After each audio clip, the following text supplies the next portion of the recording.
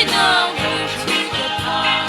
nhiều chan sông an hem tu lệ thao dòng thật về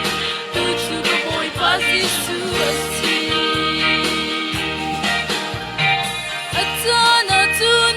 ka har sa dranga ule nào nu le pa ke lo ol le nu lam hai zo in ka jap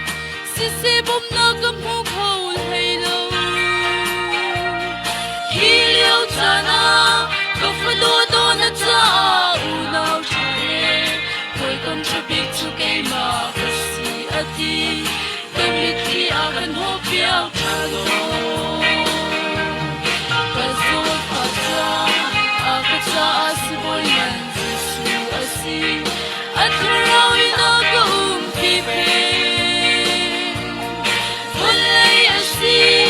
ang inchilong ratay na hong thu ka pa liêu san song an hem tu le pa sang karpe tu chu ka boy pa Jesu asi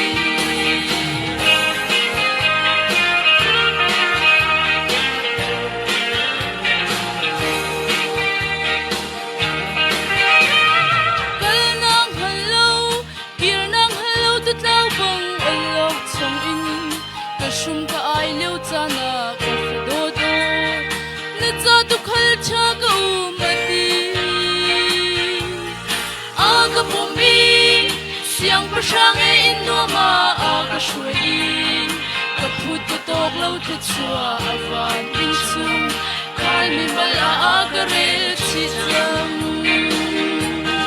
ka zol fa chan aga cha asiboy man Jesu asi at harawin aga pipe volay asi ang inchilong ratay na hong thu ka pa liêu chan song an hem tu le ka sang kalpe tu chu ka boy pa Jesu asi ka zol fa